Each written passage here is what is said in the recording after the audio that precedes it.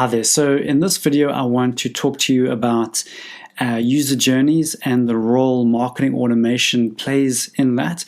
But first, we have to actually understand this user journey. So if you look, you've got, well, first let's break it down into search intent and social interest. So within search intent, we see Google as being the main driver of search traffic, and that can be broken down into organic search and paid search. And then from there, we look at social interest, which right at the top is Facebook, definitely the biggest player in terms of social media.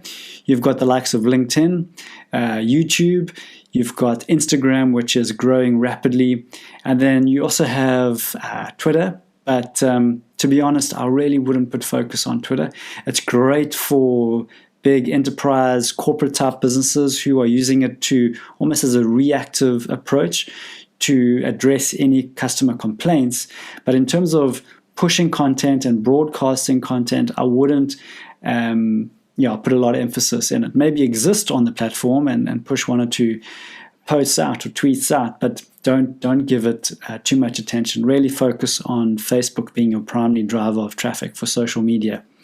So within the social media, you have email lists, and we'll get to this a little bit later. So an email list is obviously a database of emails that you own and that you've got legit.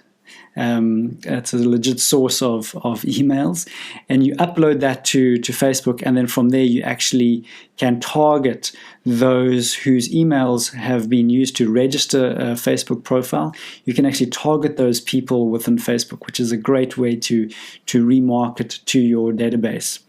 Then you have interest groups. So depending on your interests, you could target those people. And obviously, like for us as web growth within digital marketing, when we speaking to an audience, we like to speak to small business owners, entrepreneurs, digital marketers. So we search for those types of keywords, and then Facebook, obviously, we hope does its best to try and surface those users to our ads that we're placing on Facebook. And then you have friends or contacts. So that could be friends, obviously, within Facebook, or contacts within LinkedIn.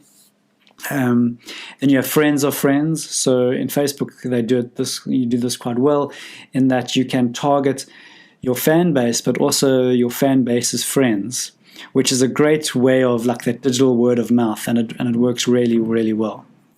Then, okay, so this is the start of a typical traditional user journey. So again, they would come through search intent or social interest. They would land on your page, and that could be either a lead generation form or an e-commerce where there's an actual transaction happening on that page. And basically, when that email form comes in, that lead comes in, a salesperson would hopefully get on a phone call and phone the person and chase that person up to see how close they are from buying. And if they're not ready, that lead is forgotten.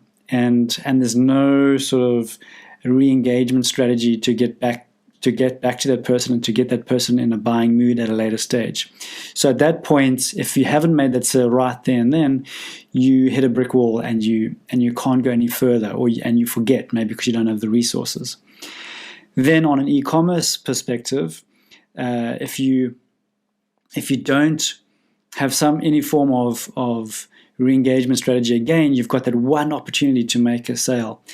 And we know that the stats show that not many people make a purchase off their first visit of the site. So you're potentially losing out on a lot of opportunity if this is you, if this sales process is a reflection of your process. So this is where marketing automation comes into its own. Again, you've got search intent and social interest as your major driver of traffic. But we look to platforms like MailChimp, Intercom, or HubSpot to manage the communication thereafter. Now, MailChimp we use a combination of MailChimp and HubSpot, but because essentially we're a small business and obviously costs are always an issue, we look to MailChimp to deliver a marketing automation campaign for us. So what that means is an email comes in, that email gets captured by HubSpot and it goes into our CRM. and that contact is created. From there, something called Zapier.com, fires off a signal to MailChimp, and that contact gets added to our MailChimp database. From there, an email gets sent to that person. Now, it doesn't end there. It actually carries on. So 7 days later, they get another email. 2 days later, they get another email. Another 7 days later, they get another email. Now, it's important to note that at the very first initial point of contact, we try and segment the user as soon as possible. So in our case, we try and segment the user into a small business owner, a career changer, a student, a digital marketer, or other. Now, depending on what they choose, we have tailored a communication strategy to speak to that person, because obviously how we talk to a small business owner to a student is different.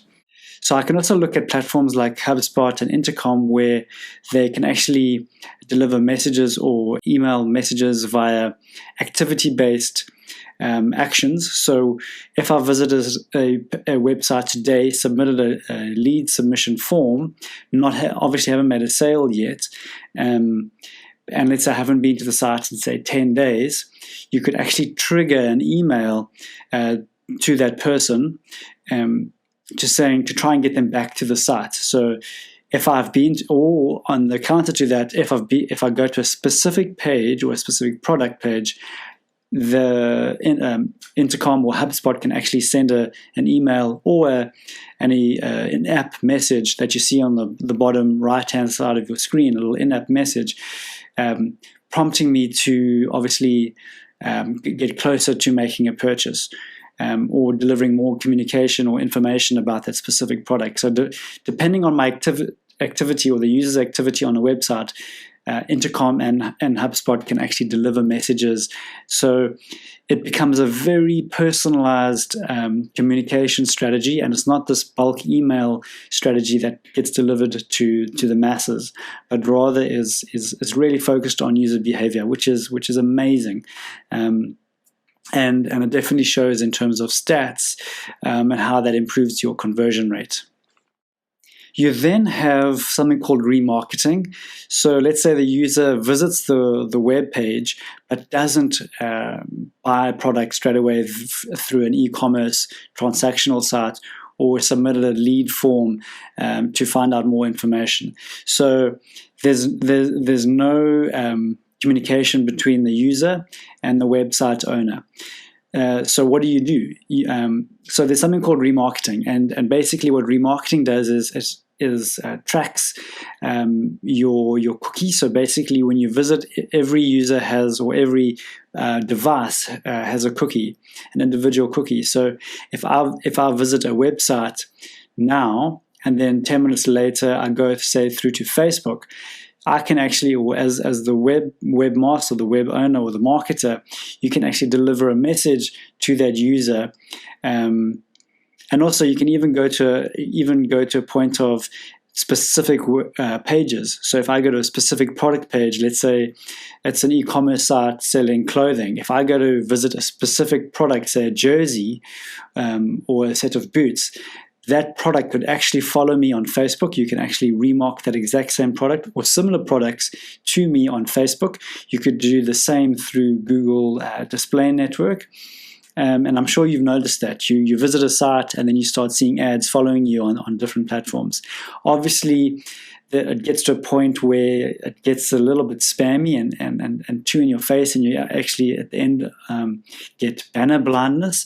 So as a marketer, you have to be very intelligent and clever as to how much or how many ads you display to the user and over what period of time before they get that banner blindness and actually get frustrated with your brand. But at the end of the day, it really does work, and it's just about managing that process. So that's remarketing. Then the hybrid of remarketing and marketing automation is when, at worst case, the user doesn't submit a form or doesn't make a transaction. So you bypass that brick wall and then start delivering remarketing to get that user back to the site. And then hopefully that person then submits a form. And then at that point, you start putting them on a journey of email communication or tasks for the salesperson to phone at specific times, or in-app messages, and so forth. So you can even go down to a level of, I think in HubSpot now you can actually send SMSs. So you really have a good opportunity to communicate if you can get understand that whole journey and target the right ads at the right time, and then deliver email communication. Once you've got that email address from the user, you can really construct a nice user journey in terms of using the content that you've now got. So this is how we want to approach all digital marketing campaigns if possible. So understanding that we have search intent and social interest as the core drivers of traffic, but then also not forgetting what happens after that. And that's where we start talking about remarketing and this marketing automation, really just to capture the drop-off of any lost leads or sales opportunities. So understanding that user journey, understanding the pieces of content that is needed to communicate to the person at the right time, or when they're visiting a specific page or over a time period, depending. Also, you also need to understand the sales process or the sales cycle for your product or service. So delivering the right content at the right time when they are ready to purchase. Because remember that not everyone and most people aren't ready to purchase the first time they visit the site.